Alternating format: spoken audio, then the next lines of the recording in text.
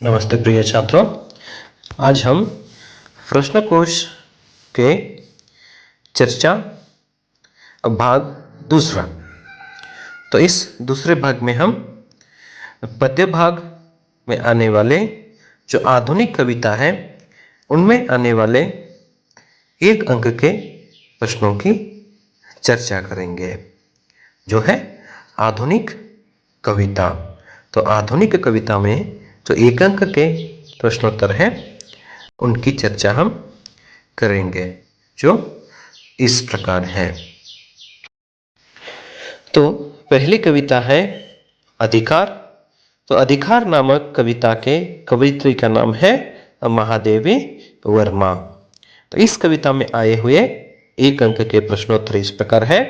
पहला प्रश्न है, मुस्काते फूल को क्या आना चाहिए? तो उत्तर है, मुस्काते फूल को मुरझाना आना चाहिए। दूसरा है, तारों के दीप को क्या भाना चाहिए? तो उत्तर है, तारों के दीप को बुझ जाना भाना चाहिए। तीसरा प्रश्न है, मेघ में किस चीज की चाह होनी चाहिए? तो उत्तर है, मेघ में घुल जाने की चाह होनी चाहिए। चौथा प्रश्न है, ऋतुराज को कौन सी राह देखनी चाहिए?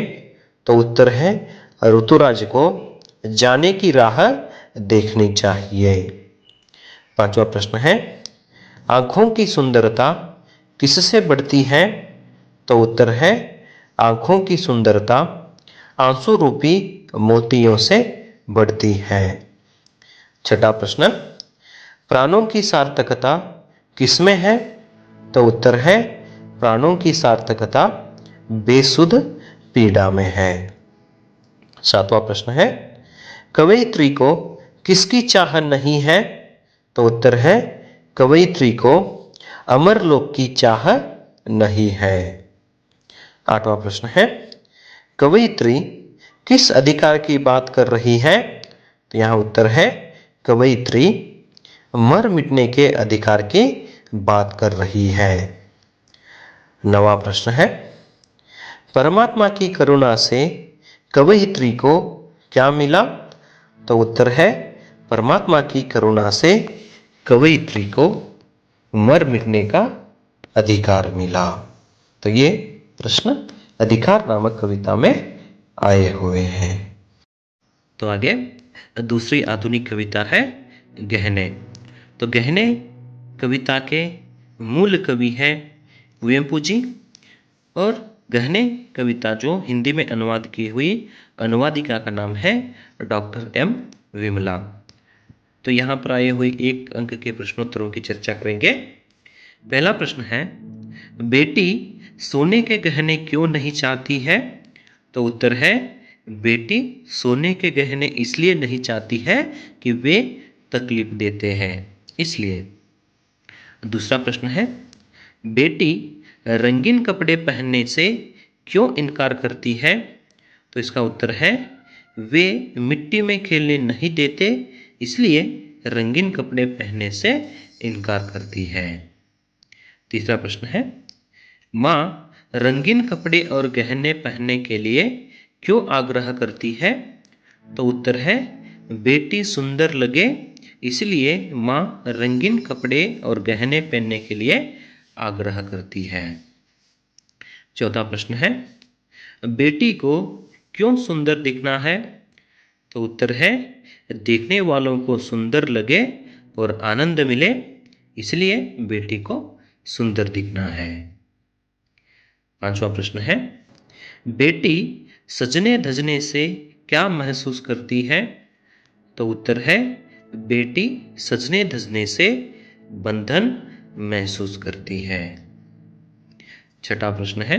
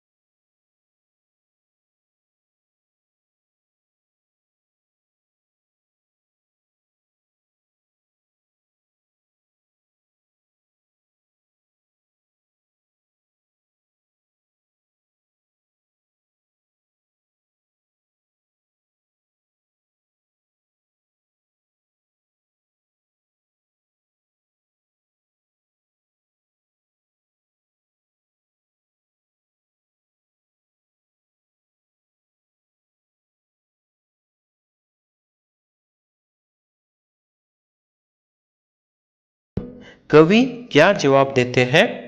तो उत्तर है रुक्ष की ललकार सुन कवि जवाब देते हैं कि मैं तुम्हारा दोस्त हूं। 11वां प्रश्न है पल भर में कवि कहाँ बैठ जाते हैं? तो उत्तर है पल भर में कवि पेड़ की ठंडी छांव में बैठ जाते हैं। 12वां प्रश्न है शुरू से ही क्या अंदेशा था? तो उत्तर है शुरू से ही अंदेशा था कि कहीं एक जानी दुश्मन है। 13वां प्रश्न है घर को किससे बचाना है? तो उत्तर है घर को लुटेरों से बचाना है। 14वां प्रश्न है शहर को किससे बचाना है? तो उत्तर है शहर को नादिरों से बचाना है। 15वां प्रश्न है देश को किससे बचाना है? तो उत्तर है देश को देश के दुश्मनों से बचाना है। 16वां प्रश्न है नदियों को क्या हो जाने से बचाना है? तो उत्तर है नदियों को नाला हो जाने से बचाना है। 17वां प्रश्न है हवा को क्या हो जाने से बचाना है? तो उत्तर है हवा को धुआं हो जाने से बचाना है। 18वां प्रश्न है खाने को क्या हो जाने से बचाना है? तो उत्तर है खाने को जहर हो जाने से बचाना है। 19वां प्रश्न है जंगल को क्या हो जाने से बचाना है? तो उत्तर है जंगल को मरुथल हो जाने से बचाना है। 20वां प्रश्न है मनुष्य को क्या हो जाने से बचाना है? तो उत्तर है मनुष्य को जंगल हो जाने से बचाना है। तो अभी तक आधुनिक कविता में आए हुए 1 अंक के प्रश्नों की चर्चा हमने किए हैं। अभी इसके बाद अपठित गद्य भाग में आने वाले 1 अंक के प्रश्नोत्तरों की चर्चा करेंगे। तो आपके अपठित भाग में 2 एकांकी है, पहली सूखी डाली और दूसरी है प्रतिशोध। तो इन एकांकियों में आए हुए 1 अंक के प्रश्नोत्तरों की हम चर्चा करेंगे। तो सबसे पहले हम सूखी डाली नामक एकांकी में आए हुए 1 अंक के प्रश्नोत्तरों की चर्चा करेंगे। तो सूखी डाली नामक एकांकी के एकांकीकार का नाम है उपेंद्रनाथ अश्क। तो पहला प्रश्न है मिश्रानी को किसने काम से हटा दिया? तो उत्तर है मिश्रानी को छोटी बहू बेला ने काम से हटा दिया। दूसरा प्रश्न मिश्रानी कितने वर्षों से मूलराज के परिवार में काम कर रही थी?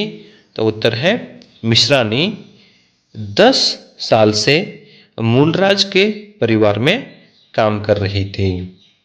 तीसरा प्रश्न है नौकरों से काम लेने के लिए क्या होनी चाहिए?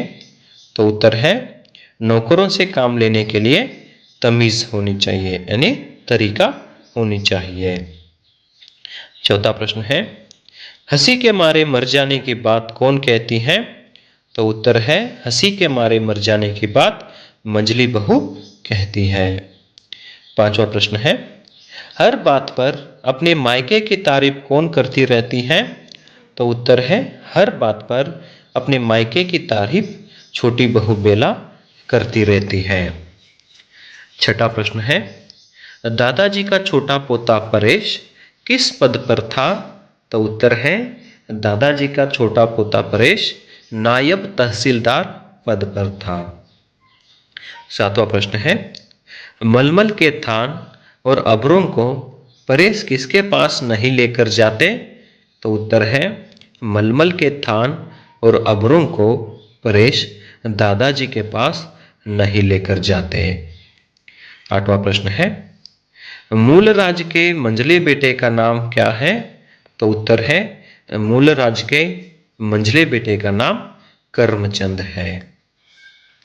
नवां प्रश्न है दादाजी के अनुसार उनका परिवार किस पेड़ के समान है? तो उत्तर है दादाजी के अनुसार उनका परिवार बरगद के पेड़ के समान है, यानी वट वृक्ष के समान है। 10वां प्रश्न है हल्की सी खरोंच भी दवा न लगने पर क्या बन जाती है? तो उत्तर है हल्की सी खरोंच भी दवा न लगाने पर घाव बन जाती है। 11वां प्रश्न है, छोटी बहू के मन में किसकी मात्रा जरूरत से ज्यादा है? तो उत्तर है छोटी बहू के मन में दर्प की मात्रा जरूरत से ज्यादा है। 12वां प्रश्न है, घृणा को किससे नहीं मिटाया जा सकता? तो उत्तर है घृणा को घृणा से नहीं मिटाया जा सकता। 13वां प्रश्न है, बरगद का पेड़ किन लोगों ने उखाड़ दिया? तो उत्तर है बरगद का पेड़ मल्लू और जगदीश ने उखाड़ दिया। और आगे 14वां प्रश्न है, दादाजी ने परेश से छोटी बहू को कहाँ ले जाने के लिए कहा? तो उत्तर है दादाजी ने परेश से छोटी बहू को बाजार ले जाने से कहा। 15वां प्रश्न है, किसे दूसरों का हस्तक्षेप और आलोचना पसंद नहीं है? तो उत्तर है बेला को दूसरों का हस्तक्षेप और आलोचना पसंद नहीं है। 16वां प्रश्न है, व्यक्ति किन गुणों से बड़ा होता है? तो उत्तर है व्यक्ति अपनी बुद्धि और योग्यता से बड़ा होता है। 17वां प्रश्न, पेड़ की छाया को बढ़ाने का काम कौन करती है? तो उत्तर है पेड़ की छाया को बढ़ाने का काम पेड़ की डालियां करती हैं।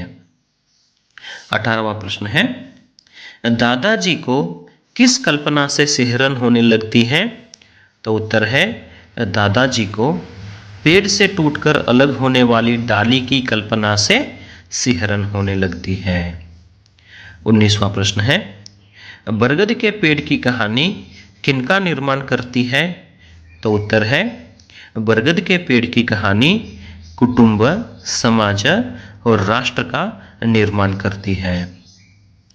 20वां प्रश्न है, दादाजी किसके हक में हैं? तो उत्तर है दादाजी पुराने नौकरों के हक में हैं। 21वां प्रश्न है, किसने सारी की सारी छत फावड़े से खोद डाली? तो उत्तर है मालवी ने सारी की सारी छत फावड़े से खोद डाली। 22वां प्रश्न है, बंसीलाल का लड़का गली के सिरे पर क्या कर रहा था? तो उत्तर है बंसीलाल का लड़का गली के सिरे पर खम ठोंक रहा था। खम ठोंकना यानी लड़ने के लिए पुकारना। 23वां प्रश्न है, बेला के अनुसार परिवार की सदस्य उससे किस प्रकार डरती है?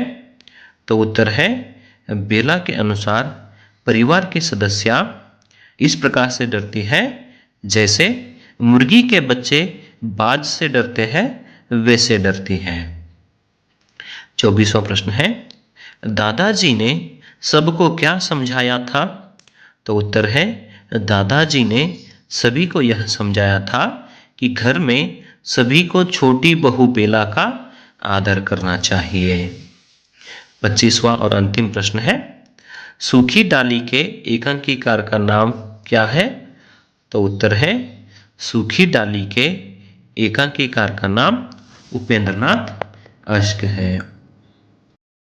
अभी दूसरी एकांकी प्रतिशोध में आने वाले एक अंक के प्रश्नोत्तर की चर्चा करेंगे। तो प्रतिशोध नामक एकांकी के एकांकीकार का नाम है डॉक्टर रामकुमार वर्मा। तो पहला प्रश्न है, संस्कृत के महापंडित कौन है? तो उत्तर है संस्कृत के महापंडित भारवी के पिता श्रीधर हैं। दूसरा, संस्कृत के महाकवि कौन है? तो उत्तर है संस्कृत के महाकवि भारवी है। तीसरा प्रश्न, भारवी की माँ का नाम क्या है? तो उत्तर है भारवी की माँ का नाम सुशीला है।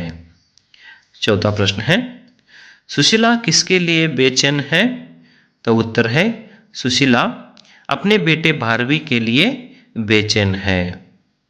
पांचवा प्रश्न, कवि किस पर शासन करता है? तो उत्तर है कवि समय पर शासन करता है। छठा प्रश्न है, शास्त्रार्थ के नियमों में किसके हृदय को नहीं बांधा जा सकता? तो उत्तर के शास्त्रार्थ के नियमों में मां के हृदय को नहीं बांधा जा सकता। 7वां प्रश्न है, पुत्र को कौन निर्वासित कर सकता है? तो उत्तर है, पुत्र को पिता निर्वासित कर सकता है। निर्वासित करना यानी घर से बाहर निकालना। 8वां प्रश्न है, पुत्र को कब निर्वासित किया जा सकता है? तो उत्तर है, पुत्र यदि अन्याय का आचरण करे और धर्म के प्रतिकूल चले तब पुत्र को निर्वासित किया जा सकता है। 9वां प्रश्न है, शास्त्रार्थों में पंडितों को किसने पराजित किया? तो उत्तर है, शास्त्रार्थों में पंडितों को भारवी ने पराजित किया। 10वां प्रश्न है, भारवी में किस कारण अहंकार बढ़ता जा रहा था? तो उत्तर है, पंडितों की हार के कारण भारवी के मन में अहंकार बढ़ता जा रहा था।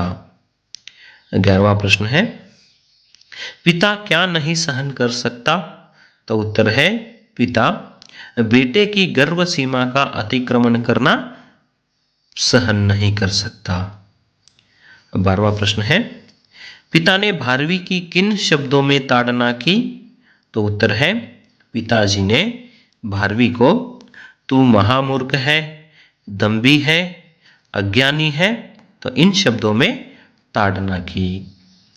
13वां प्रश्न है, पंडित किस प्रकार भारवी का परिहास करने लगे? तो उत्तर है, पंडित भारवी के ही स्वर में बोलकर ताली पीट कर परिहास करने लगे। 14वां प्रश्न है, ग्लानि से भरे हुए भारवी को जाने से क्यों नहीं रोका गया? तो उत्तर है, अनुशासन की मर्यादा रखने के लिए ग्लानि से भरे हुए भारवी को जाने से नहीं रोका गया। 15वां, अनुशासन की मर्यादा पर क्या किया जा सकता है? तो उत्तर है, अनुशासन की मर्यादा पर बड़े से बड़े व्यक्तियों का बलिदान किया जा सकता है। 16वां प्रश्न है, श्रीधर पंडित का पुत्र क्या नहीं हो सकता? तो उत्तर है, श्रीधर पंडित का पुत्र पतित नहीं हो सकता, यानी गिरा हुआ नहीं हो सकता। 17वां प्रश्न है, श्रीधर पंडित के घर की सेविका का नाम क्या है? तो उत्तर है, श्रीधर पंडित के घर की सेविका का नाम है आभा। 18, सुशीला किसको खोजकर लाने के लिए आभा से कहती है? तो उत्तर है, सुशीला भारवी को खोजकर लाने के लिए आभा से कहती है। 19वां प्रश्न है, प्रेम के बिना किसका मूल्य नहीं है?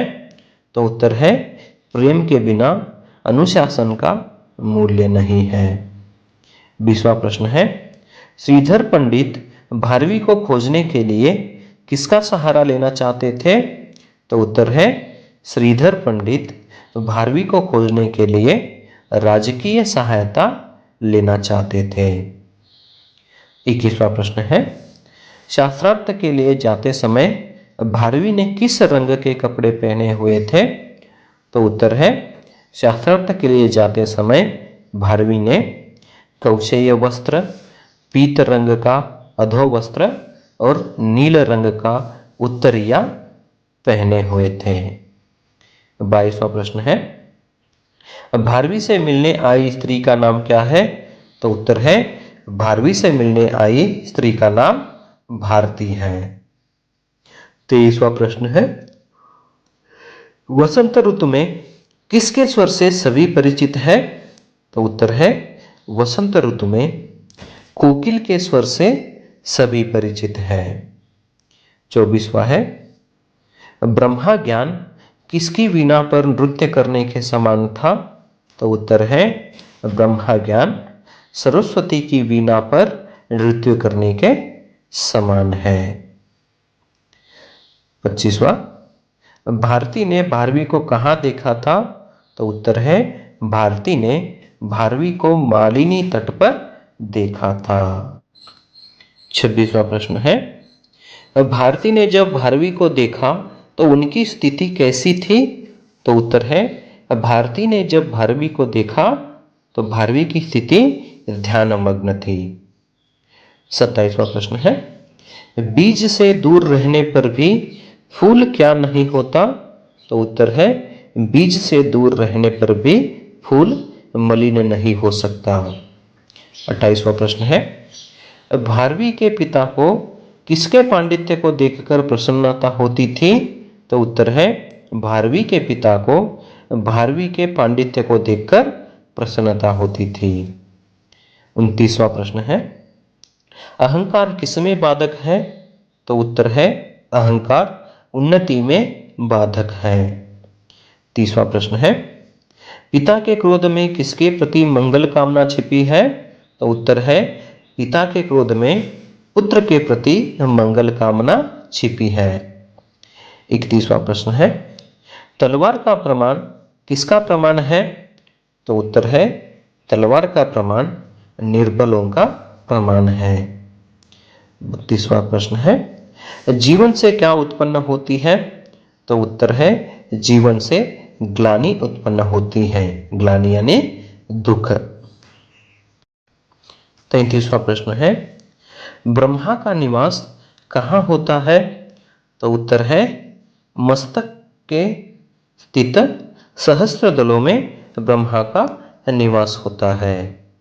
34वां है, भारवी के अनुसार क्या जघन्य पाप है?